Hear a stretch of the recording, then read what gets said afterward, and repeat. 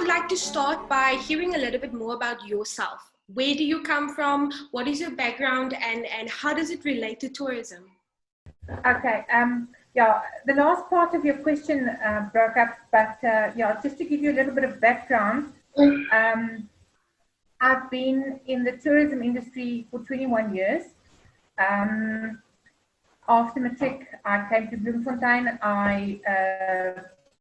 I studied at UOS, and then I worked in a different industry for about 3 years. And after that, I started in the tourism industry, and I've been here ever since. Yeah, with the pandemic, I can actually tell you that my household has been hit twice, since my son is also, he grew up in the tourism industry, and he's also in the tourism industry. He's 20 years old, and obviously he's also now unemployed because of this. As I said, my household has been hit twice. I work for a hotel in Bloemfontein, Bon Hotel Bloemfontein Central, and I started as accountant. I'm now currently financial manager, and I've been with this specific hotel for 20 years. So, as I say, it's almost as if I don't know any other industry. I've just always been in this industry. If that answers your question. Yeah, like you said, your son is also into tourism, and now he has also been affected by this pandemic, and there's a lot more other people out there. And I would just like to know, like you said, you were an accountant before. Was there any other inspiration or any other attraction factor to tourism that got you into the industry? You know what? I think when I started in this industry, for me, it wasn't something that I just sort of landed in the industry. But I don't remember life before tourism, if I can call it that. I've been in this industry, it seems like it's been all my life. And definitely, although my son is not a woman, he was born in this industry when I started in this industry. And he's, as I say, he knows nothing else. From the day he was born, he was a part of the tourism industry. But I don't see myself moving out of this industry. I don't want to move out of this industry. We don't know what the future holds for this industry, but I think we all are clinging onto this as long as possible, because this is where our heart is. Great answer. Great.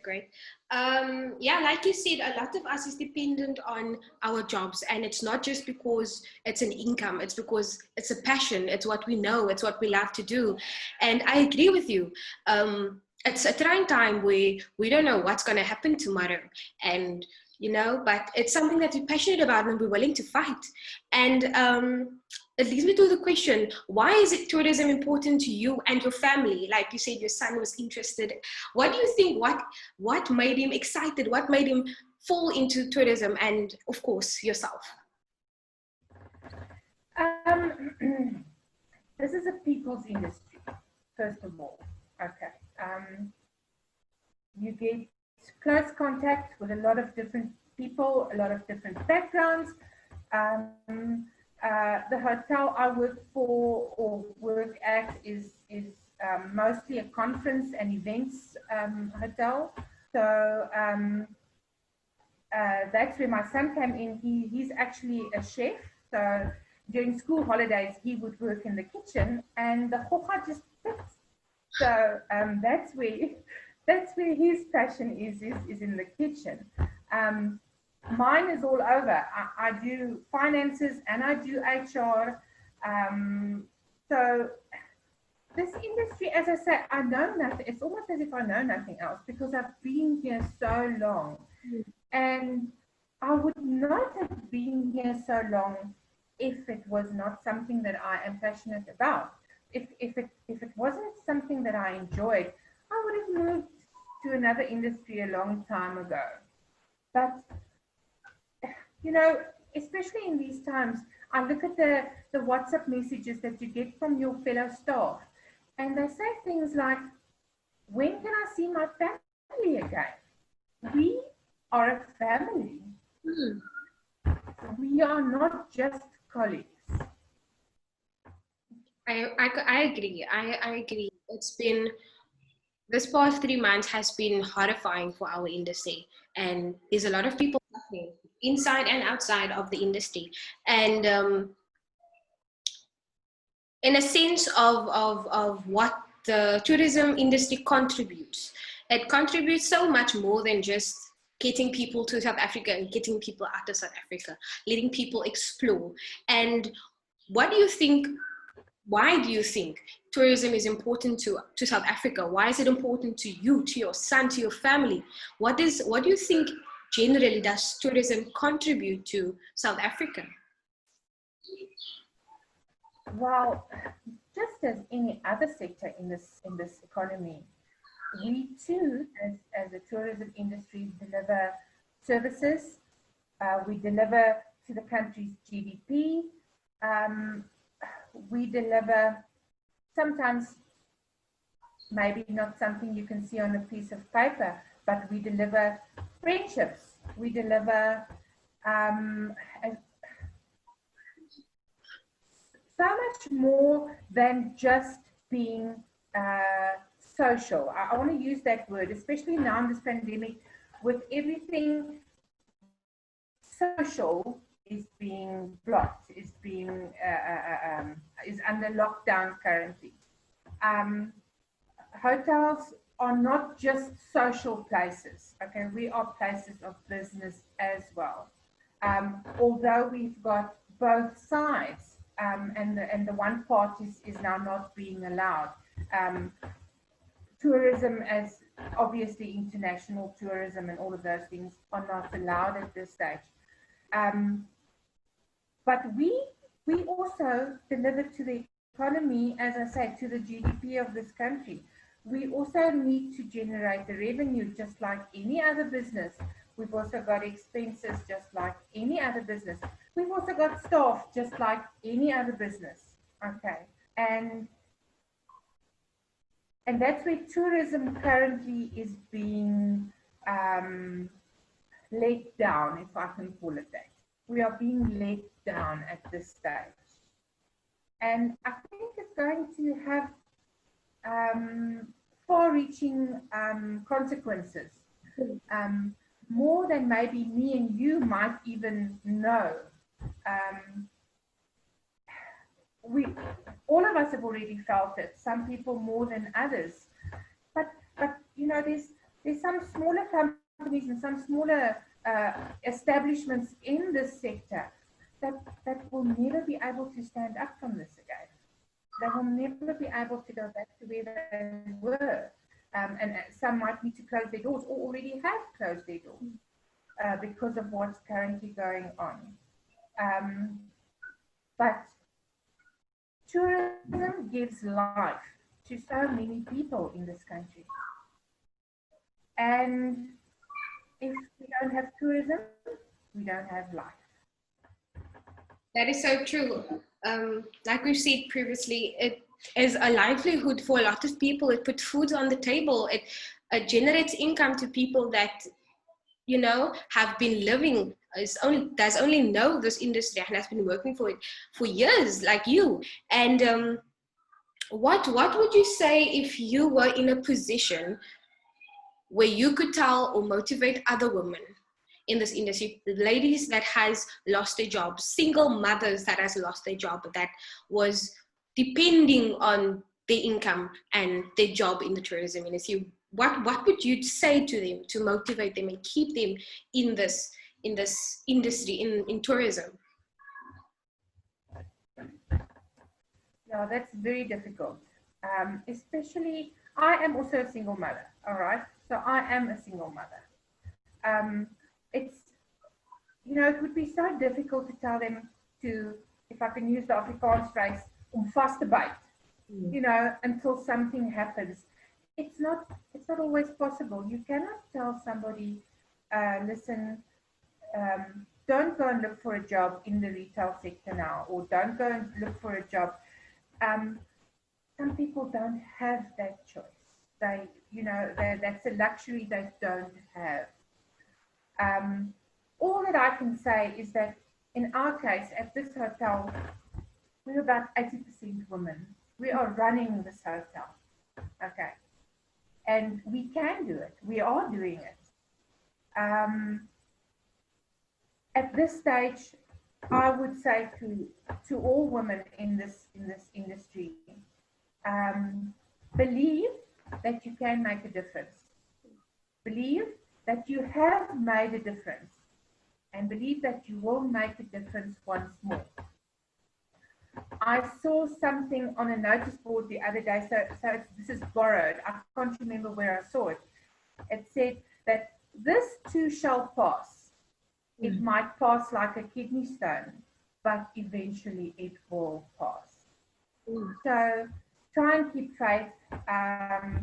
At this stage, we are luckily, the UIF Tersia has been extended till the 15th of August. So I think all of us are still able to sort of make ends meet by the 15th, you know, until the 15th of August. And we're hoping and we're praying that somebody or something will happen, you know, in order for our industry to try and go back to normal, or the new normal, as they call it, whatever that might entail. But just don't sell yourself short as a woman, okay? Because this industry does not just affect women, it affects women and men. I know that we as women might take things a bit more serious. We might take things a bit more emotionally than men do. But yes, I wish I could just say bite fast, bite fast. But this too is going to pass. It is going to pass. And if all else fails, we as women need to talk to each other, whether it's a WhatsApp group or whatever. We've created WhatsApp groups for our staff, departmental WhatsApps, and then management and what. So whenever we hear something, or we want to find out something, everybody's close by via a WhatsApp message, okay? So you don't need to feel alone. Nobody is in this alone. So I was saying, in relation to us as women together, we have a voice and we can project that as far as to the Minister of Tourism. And if you were given that opportunity to give a message out to the Minister of Tourism to help relate to what our women in tourism are going through, what would your message be to her? Oh, okay, this isn't something I've actually thought about. So you're putting me on the spot now. You know, I think it would be to give us a chance to prove ourselves. And I don't think it's just for women. I think it's tourism in a broad spectrum. I think I can't say percentage wise, but I think most of the tourism industry have already started getting their businesses, or in fact are ready for business tourism, but we are also geared for the social tourism. Give us a chance, just like any other industry who's been given a chance to prove themselves. Our businesses are ready. We are able, we are willing. Is to give us a chance to make ends meet. Give us a chance to make a livelihood. We want to. The only thing that's stopping is the legislation currently. And as I say, give us a chance. Let us try something. At least give us a chance. That's what we're asking. I totally agree with you.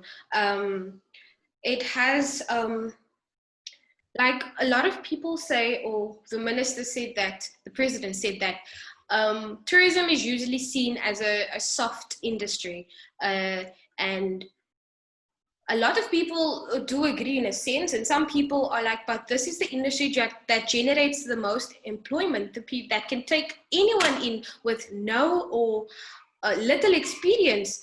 And to come to my last question, what do you think can tourism bring in to our in this time, in this pandemic? What can it bring in if our borders are open, even not entirely? What do you think is tourism capable of doing under the circumstances that we are in, if the borders should open?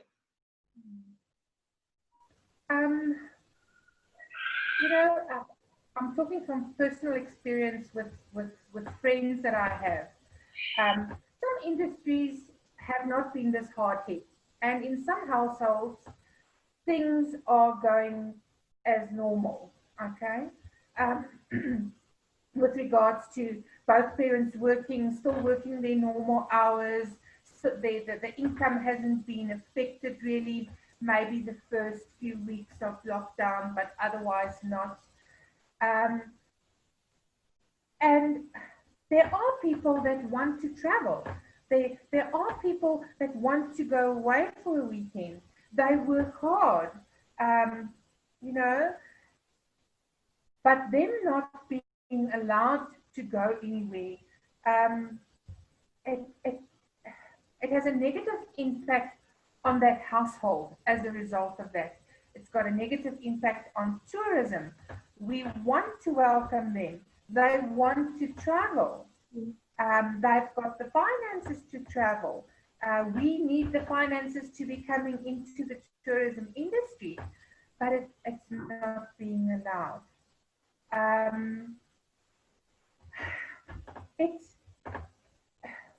Tourism, as I said, is a livelihood for many of us. For some people, tourism is a way of relaxing, of letting off some steam. But for us inside it's a livelihood. And it all gets back to that. Is that we need to start earning a living. We really need to. For some people, it is to survive. You know, that's the bottom line. For other people, it is just to, some people are lucky enough to have still been able to make ends meet at a certain stage of the lockdown, but by far not back to normal. And once again, you know, I see it on the WhatsApp groups is that mostly it's the women, I would say, complaining, if I could use that word, because a household in the end comes down to the woman running the household, making the budget balance, looking after the kids, doing the homework, and all of that. So in order for our industry and the people working in the industry, we need to get the tourism up and running. And that's what it's going to be bringing in. It is going to be saving households, saving employment, saving businesses. People can put a human face to the words and to the motivation and your words that you have been sharing with us today. So yeah, that's where we have to end today. I hope you have a beautiful day. Yeah, thank you. You too, Daniela. Thanks for your time. Thank you so much. Stay safe. Stay well. Bye-bye.